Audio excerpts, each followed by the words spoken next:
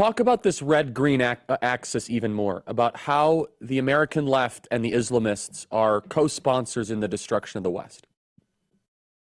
Yeah, well, if you look back at the history, and I talk about this in large part in my book, the quote unquote anti-Zionist sentiment that pervades in the Islamic world was really seeded and fomented and fanned the flames of in large part by actually the Soviet Union going back to the 60s. And so if you look at the backgrounds of Mahmoud Abbas, for example, or Yasser Arafat, or even Saddam Hussein and others, there are myriad ties, deep, inextricable links to the Soviet Union.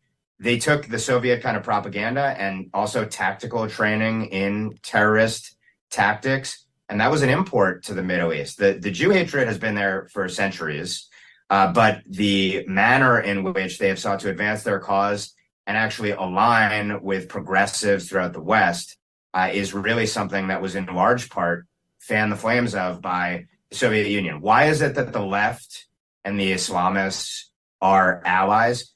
Well, essentially, they have a shared adversary, and that adversary is the Judeo-Christian West.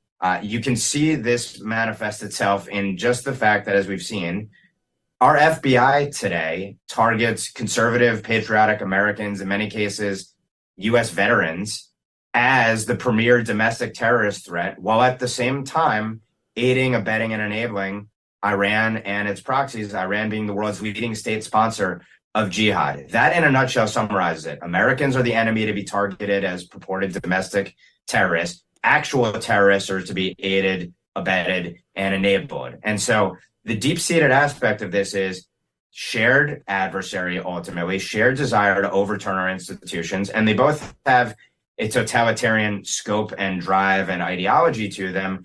In the case of Islam, to make the world submit to a totalitarian Sharia law-based ideology, which brooks no dissent, has speech codes, forces people who will not agree to either die or live as third-class citizens.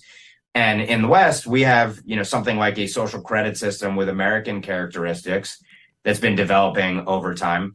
But it's a similar ideology of total power for whoever those who desire power is. In Islam, it is the theocrats, and in the West, it's our elites. So they make common cause, even though our elites live in their own lifestyles, lives that are completely anathema and antithetical to the Islamic supremacists, and that the Islamic supremacists would clearly abhor.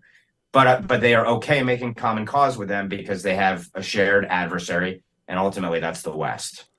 So, Ben, are you starting to see some schism? I mean, we're seeing this with some Jewish donors that are saying they're pulling all their money from these universities because secular Jews and elite Jews have been, I think, turning a blind eye to the, let's just say, clandestine and subterranean Jew hatred and anti-West philosophy by pumping money into some of these institutions. And what is so important is this red-green axis is that they're at total odds at some fundamental values. I mean, the most obvious one, which is hilarious to isolate, is like the gay lobby and the Hamas. They're not exactly, they don't see the world the same way. Let's just put it that way. And so are you starting to see, because of this massacre and this butchery, some form of a response from decent-minded Jews, Westerners, of what these institutions have become? Well, to your point, among Jews, sort of the less religious that you go, the more and more secular you are, the more, generally speaking, I'm speaking in high-level generalities here, but there's a view that essentially Judaism's principles are the principles of the left, and that there's an equivalence, a consonance or harmony between them. And so, they associate leftism and Judaism, and there are political and historical aspects of this as well.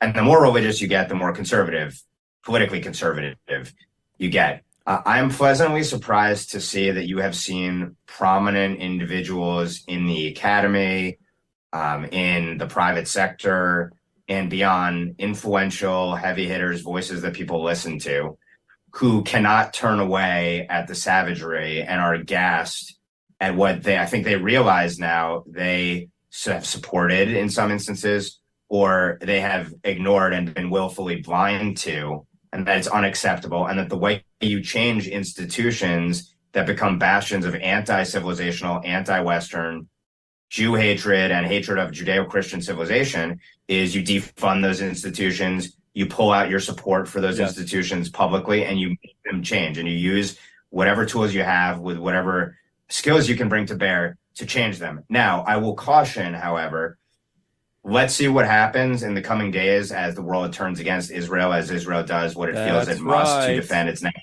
interest.